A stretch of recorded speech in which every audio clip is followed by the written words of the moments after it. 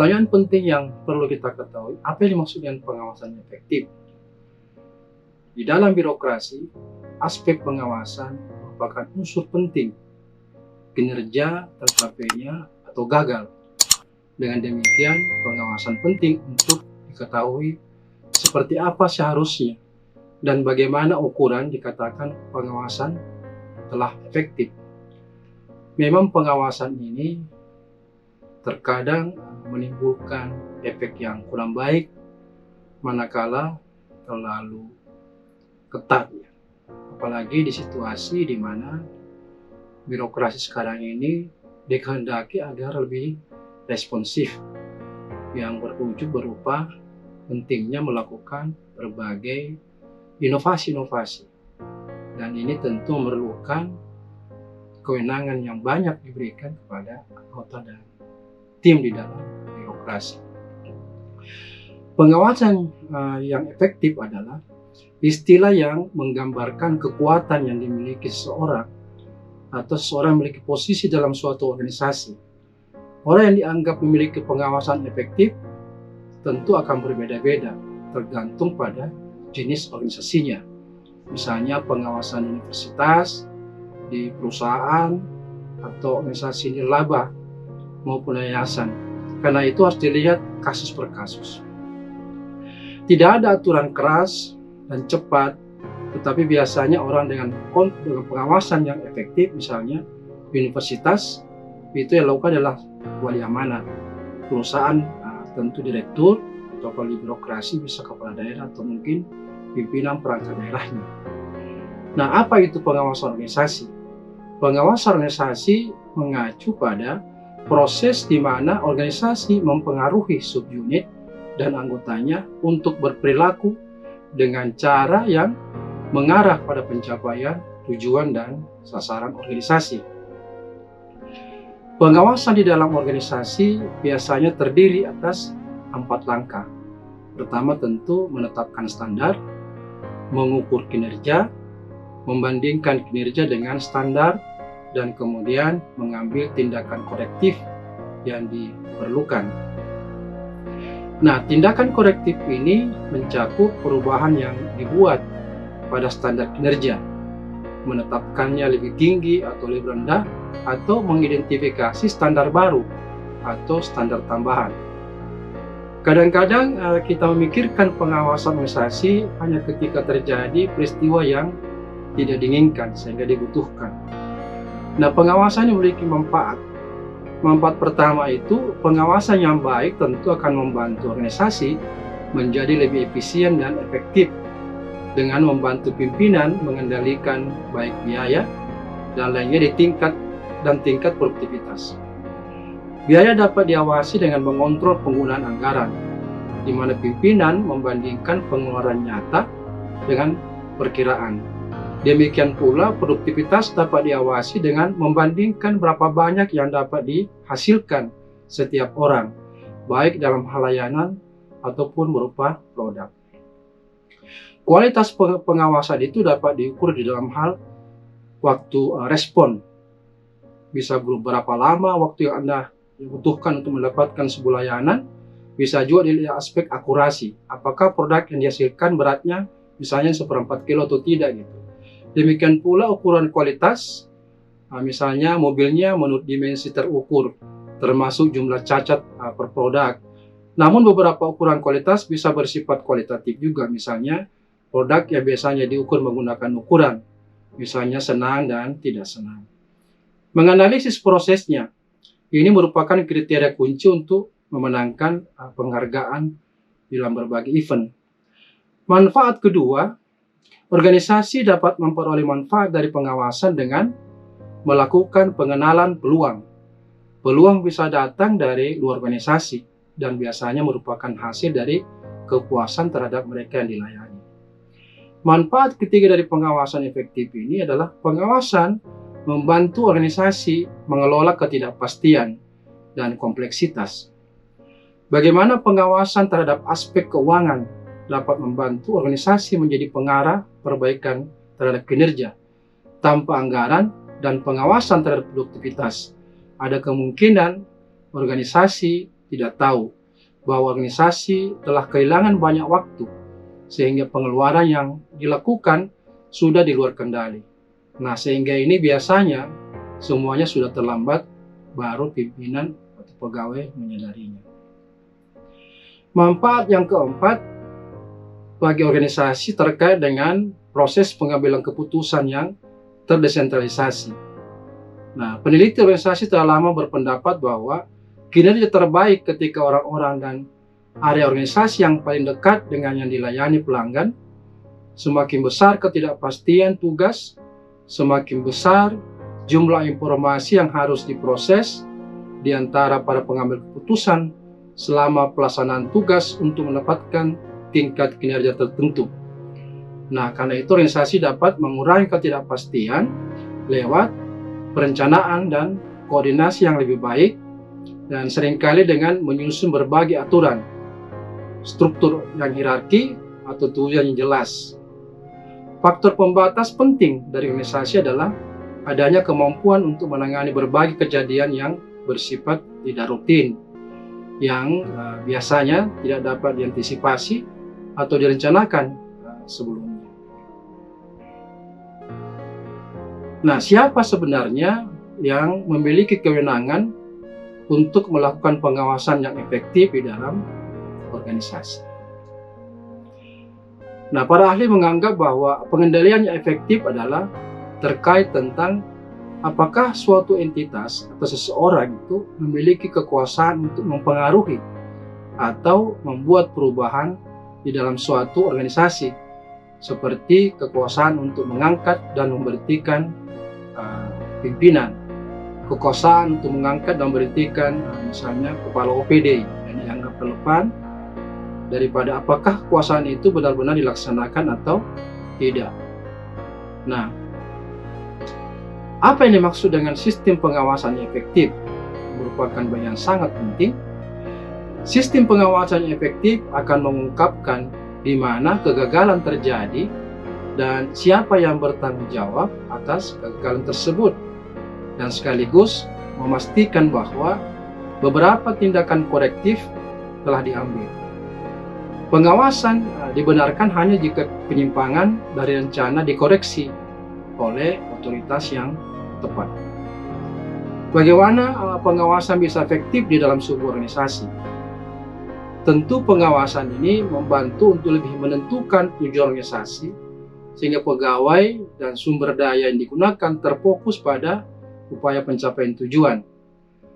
Pimpinan harus bisa melindungi terhadap penyalahgunaan sumber daya dan memfasilitasi tindakan korektif.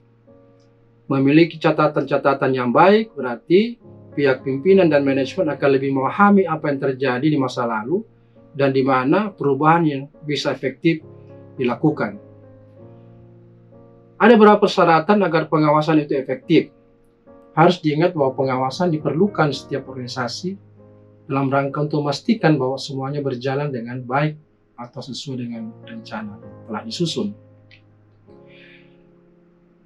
Ciri yang pertama efektif itu adalah mencerminkan kebutuhan organisasi. Semua sistem dan teknik pengawasan harus mencerminkan pekerjaan yang harus dilakukan. Mungkin ada beberapa teknik pengendalian yang dapat diterapkan secara umum, seperti penganggaran bisa mengendalikan untuk penetapan biaya. Yang kedua, cirinya adalah pandang ke depan. Pengawasan harus melihat ke depan, meskipun banyak dari pengawasan yang sifatnya instan. Mereka itu kadang harus memusatkan perhatian pada bagaimana tindakan di masa depan yang dapat disesuaikan dengan rencana. Ciri yang ketiga adalah ketepatan. Sistem pengawasan yang ideal mampu mendeteksi penyimpangan dengan segera dan membentuk bagaimana pimpinan yang bersangkutan bisa mengambil kebijakan tindakan yang tepat waktu. Ciri yang keempat adalah menunjukkan pengecualian pada titik-titik yang kritis atau penting. Pengawasan harus menunjukkan pengecualian pada titik-titik penting dan menyarankan apakah tindakan harus diambil untuk penyimpangan atau tidak. Beberapa penyimpangan dalam organisasi itu tidak berdampak ya. Sementara lain mungkin saja walaupun jumlah sedikit tapi berdampak. karena ini memiliki signifikansi besar terhadap penyimpangan. Dengan demikian, sistem pengawasan harus bisa menyediakan formasi untuk mengendalikan titik kritis, nah, terkecuali memang yang tidak berdampak luas.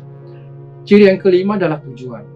Pengawasan harus objektif, pasti, dan dapat ditentukan dengan cara yang jelas dan positif. Standar pengukuran harus diukur sejauh mungkin.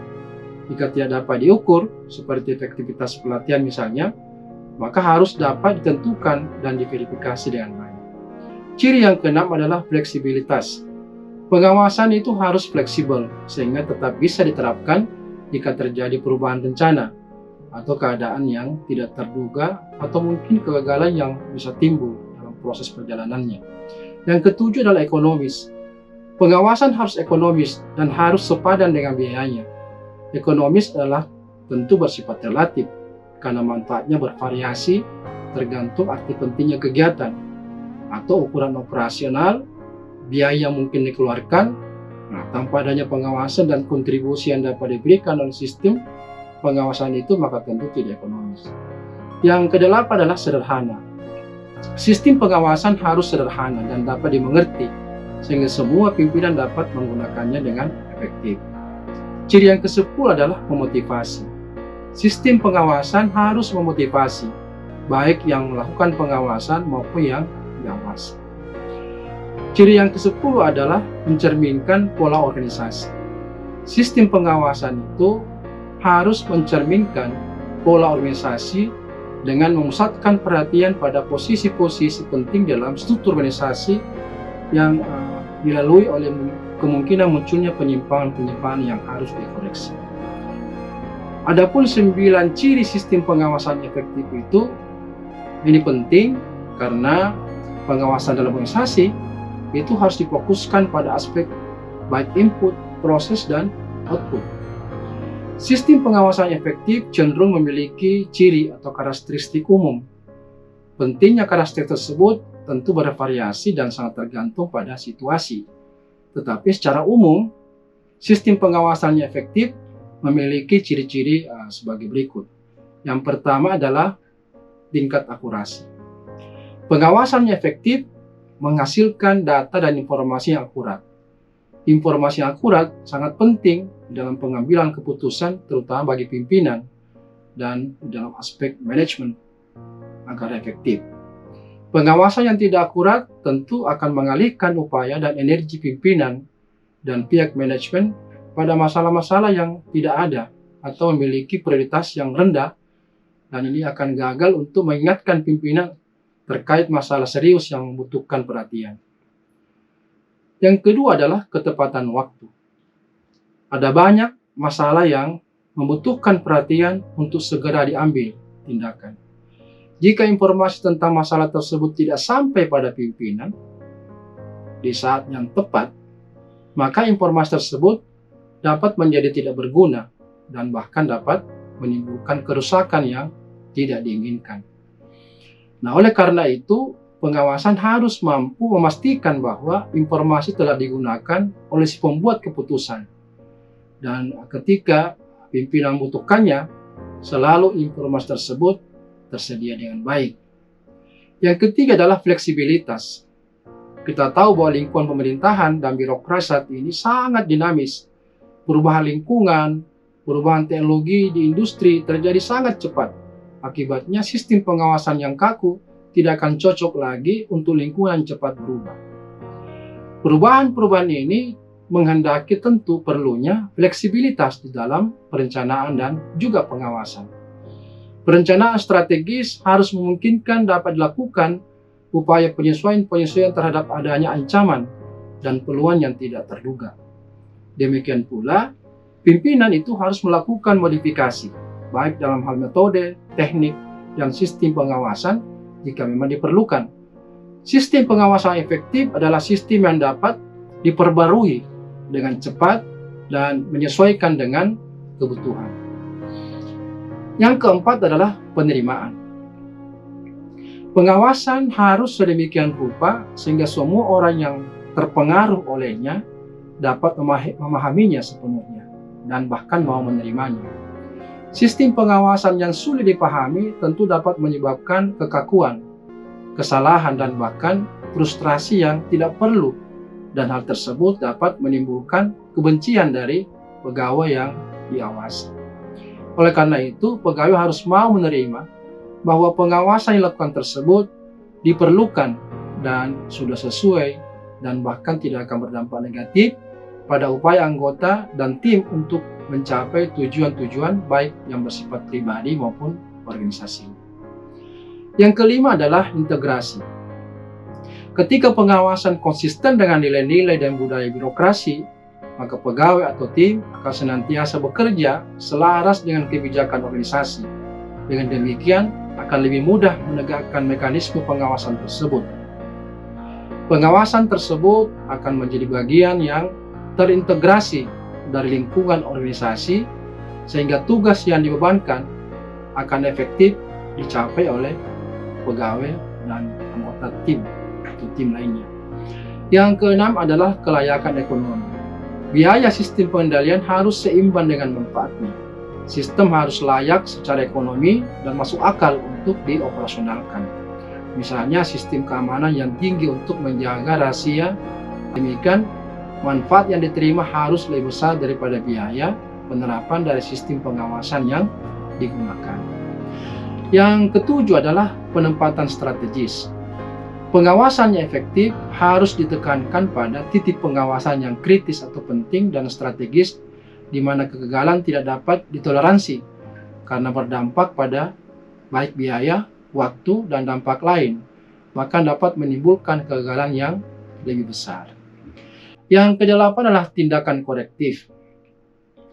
Sistem pengawasan yang efektif tidak hanya memeriksa dan mengidentifikasi penyimpangan, tetapi juga harus membuat program untuk mampu memberikan solusi dan memperbaiki adanya penyimpangan yang mungkin saja terjadi. Yang kesembilan, penekanan pada pengecualian. Sistem pengawasan yang baik harus bekerja berdasarkan prinsip pengecualian, sehingga penyimpangan-penyimpangan yang penting saja yang menjadi perhatian pimpinan. Dengan kata lain, pimpinan tidak perlu direpotkan dengan kegiatan-kegiatan yang sudah berjalan lancar. Hal ini akan memastikan bahwa perhatian pimpinan itu lebih diarahkan pada adanya kesalahan dan bukan yang sudah sesuai, sudah berjalan dengan baik. Tindakan ini akan menghilangkan pengawasan yang tidak perlu dan tidak ekonomis, dan akan mengurangi pemborosan waktu dari pimpinan. Menyadari bahwa pengawasan penting dalam organisasi, maka pengawasan itu dapat dikategorikan dalam banyak cara. Tapi paling kurang kita bisa dapat bedakan di antara dua jenis pengawasan itu, yakni pengawasan strategis dan pengawasan pihak pimpinan atau manajemen yang kadang-kadang disebut dengan pengawasan yang bersifat operasional. Nah, dua tingkat pengawasan strategis dan operasional ini tentu berbeda-beda tujuannya. Tujuan pengawasan strategis adalah memastikan bahwa organisasi itu sudah menuju ke tujuan yang benar. Manajemen dan pengawasan operasional memastikan bahwa organisasi dalam kondisi baik sebelum, selama, dan setelah berjalan. Dengan demikian, pengawasan strategis berkaitan dengan pelacakan strategis saat sedang diimplementasikan, mendeteksi area yang bermasalah atau area masalah yang potensial yang menunjukkan bahwa strategi tersebut salah, dan membuat penyesuaian-penyesuaian diperlukan. Nah, pengawasan strategis memungkinkan pimpinan untuk mundur lebih dahulu dan melihat gambaran yang lebih besar, dan sekaligus memastikan bahwa semua bagian sudah sesuai dengan apa yang sudah ditentukan dan berjalan dengan benar. Nah, biasanya rentang waktu yang signifikan diperlukan antara implementasi awal, strategi, dan pencapaian hasil yang diinginkan. Misalnya, jika ingin menjadi ketua tim, maka Anda sebelumnya mungkin memerlukan seorang atau beberapa anggota atau staf, memerlukan perlengkapan untuk menunjang kegiatan, butuh dana, dan sebagainya. Karena itu, hal ini memungkinkan juga harus menunggu waktu yang diperlukan untuk itu. Nah, inilah saya kira beberapa aspek penting yang perlu kita ketahui berkaitan dengan ciri pengawasan yang efektif. Sekian dan terima kasih. Sampai ketemu di tema yang lain. Salam reformasi birokrasi.